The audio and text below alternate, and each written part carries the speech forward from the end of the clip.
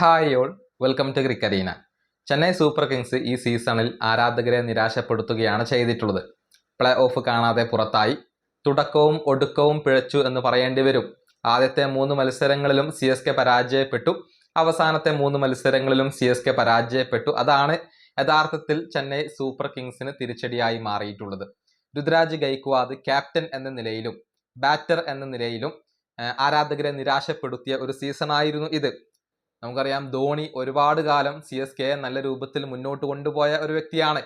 IPL ചരിത്രത്തിലെ തന്നെ എക്കാലത്തെയും മികച്ച ക്യാപ്റ്റനാണ് ധോണി എന്ന് തന്നെ പറയേണ്ടി വരും. അത് കണക്കുകളിൽ നിന്നും വളരെ വ്യക്തമാണ്. 14 സീസണുകൾ CSK ക്യാപ്റ്റൻ ആയിക്കൊണ്ട് ധോണി നയിച്ചു. അതിൽ 12 സീസണുകളിലും പ്ലേ ഓഫ് കളിക്കാൻ കഴിഞ്ഞു. അതുപോലെ തന്നെ 10 ഫൈനലുകൾ കളിച്ചു, 5 കിരീടങ്ങൾ നേടിക്കൊടുത്തു. അങ്ങനെ മഹേന്ദ്ര സിംഗ് ധോണി എന്ന അതികായകൻ CSKയെ നയിച്ചിരുന്ന ഒരു കാലം ഉണ്ടായിരുന്നു. അതിന്റെ പകരമായി കൊണ്ടാണ് രുദ്രാജ് ഗൈക്വാദ് വന്നത്.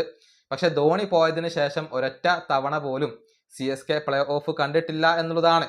ധോണി ഇല്ലാത്ത 3 സീസണുകളിൽ ഒരൊറ്റ തവണ പോലും CSKക്ക് പ്ലേ ഓഫ് കടക്കാൻ കഴിഞ്ഞിട്ടില്ല. രുദ്രാജ് ക്യാപ്റ്റൻ എന്ന നിലയിൽ നിരാശപ്പെടുത്തുകയാണ് ചെയ്തിട്ടുള്ളത്.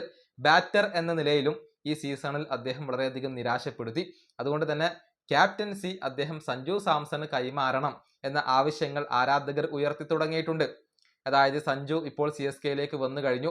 അടുത്ത സീസണിൽ CSKയെ സഞ്ജു നയിക്കണം എന്നാണ് CSKയുടെ ആരാധകർ തന്നെ ഇപ്പോൾ പറയുന്നത്.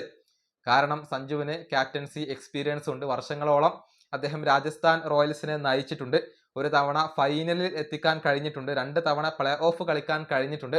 അങ്ങനെ എക്സ്പീരിയൻസ് ഉള്ള ഒരു ക്യാപ്റ്റനാണ് സഞ്ജു. അദ്ദേഹം ചെന്നൈ സൂപ്പർ കിങ്സിന്റെ ക്യാപ്റ്റൻ ആവണം എന്ന് തന്നെയാണ് ആരാധകർ ഇപ്പോൾ ആവശ്യപ്പെടുന്നത്. ഈ സീസണിലെ ബാറ്റിങ്ങിന്റെ കണക്കുകൾ നോക്കിയാൽ രുദ്രാജിനേക്കാൾ എന്തുകൊണ്ടും മികച്ചത് സഞ്ജു തന്നെയാണ്.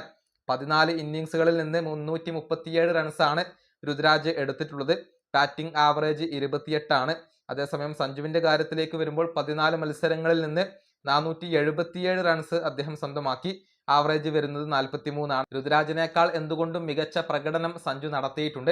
അതുകൊണ്ട് തന്നെ അടുത്ത സീസണിൽ രുദ്രാജിനെ മാറ്റി സഞ്ജുവിനെ ക്യാപ്റ്റൻ സ്ഥാനത്തേക്ക് കൊണ്ടുവരണം എന്നാണ് ഇപ്പോൾ പലരും ആവശ്യപ്പെടുന്നത്. ഈ വീഡിയോ അവസാനിപ്പിക്കുന്നു. അടുത്തൊരു വീണ്ടും കാണാം.